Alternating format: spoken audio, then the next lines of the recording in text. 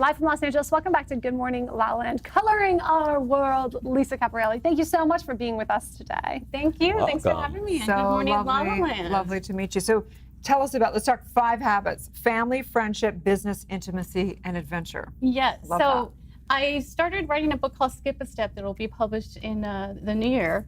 And I've interviewed 13 different people, my co-author, Michael Ashley, and entrepreneurs, leaders, people that have done great work in the world. And along the way, you know, there's always struggle along the way. You don't just make it to the top and life is great, it's perfect. So in interviewing and doing research of working with many people in brand and even my career, I started on this personal quest of happiness. And you're a happiness coach, you know, I saw that, and you know, your show's about inspiration and happiness. And I always wanted to know what makes people happier, you know, and is it money? As you know, we know it's not just money. There's a lot of things to that. And you were talking about that yesterday on your Instagram about harmony and balance. So I was on this personal quest to what makes people happy, really, you know, what makes them feel fulfilled, and always asking the questions and interviewing, you know, mega millionaires and people that, like, I have a story of a friend I'll call Stan, and he had this beautiful house on Balboa Island, had yachts, cars, you name it. And he says to me one day, "Lisa, I'm not happy." And I'm like, what? And so for a girl like me that came from Texas, that came from nothing and really made my life here in California, I started saying, God, like, if I was you, I would be so happy. What I would do with this abundance of community and use it for the greater good. And so then I started, even in my own personal journey and being in relationships that did not serve me well at the time, realizing that there's 5 areas of life that will leave you truly fulfilled when you fill them up. So the first one is family. We're all born of a family. And then the second hat is friendship. The third hat is business career. We need that to fuel the things we love. The fourth hat is connection, intimacy, sex. The fifth hat is adventure. And I feel that there's different fuel levels in life. Maybe when you're young, you're very ambitious. You want that business hat to be really high. But if you do that forever, other things are going to crumble. And you're going to neglect your family. You're going to, if you're working too hard, whether you know you have a spouse, you might be neglecting them in the intimacy department. And then, you know, if you're doing too much of another thing, maybe you find people in relationships lose their own identity. They stop doing if they were skiing, or if they were, you know, they loved surfing, or, you know, I like camping and hiking, and I do that now.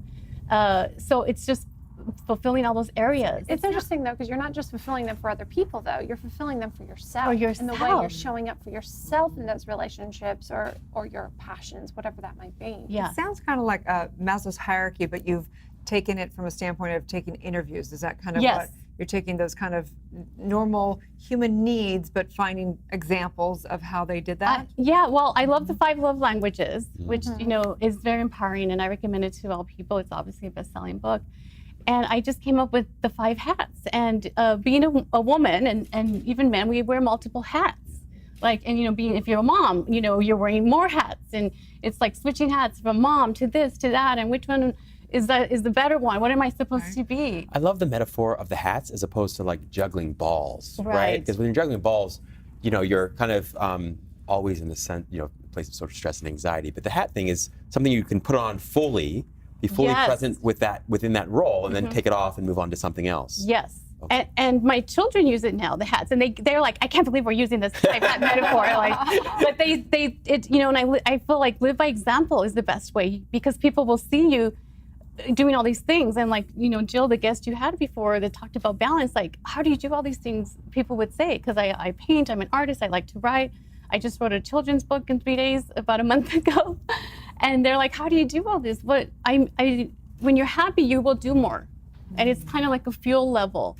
And so oftentimes, when I moved here from Texas about 18 years ago, I came here with nothing. And so I was really high in that number 3 business hat. And I worked 60, 80 hours a week, just, you know, had a very successful company. And when the recession happened, and I took a look at my life, I was not in a relationship that served me. I was not good in the family hat, and was not proud of that. And so I think sometimes when life takes things away from you, you can have the opportunity to look at, what can I give myself now? What does this mean? It's always like, what does loss mean? It's an opportunity to look at your life again and look at the hats. And so through the years, people come to me with a problem, not necessarily in business. I can see where they're neglecting the hats.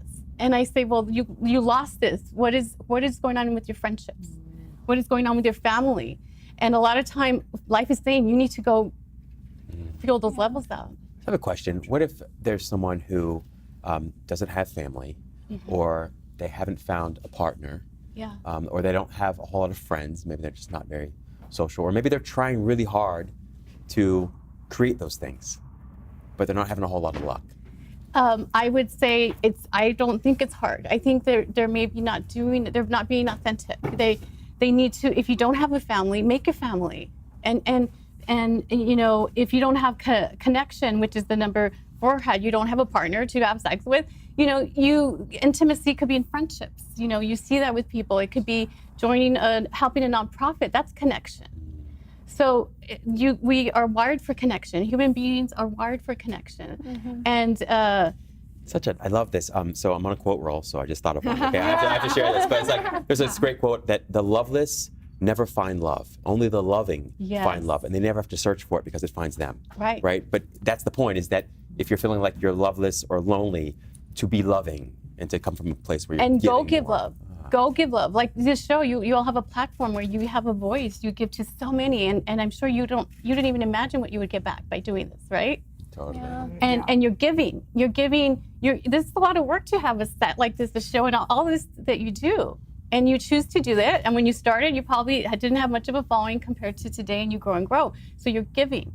So often I tell people when they're starting over, start giving in all the areas that you haven't given.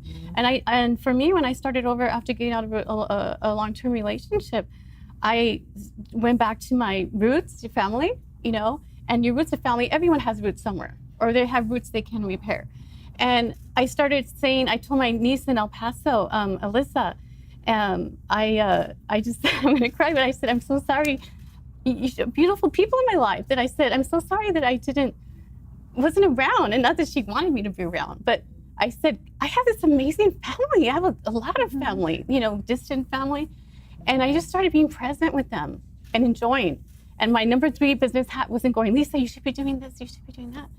And with my children, I started learning to be more present. And they're like, wow, we have mom right now. She's not on her phone, you know. And I just found that in giving and fulfilling your hats, you become a beautiful person.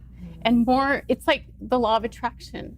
So beautiful. I love that. We're big on presence here. Color your message. So is that the message? What's the message in here? Thank you. Well, that's actually a branding book.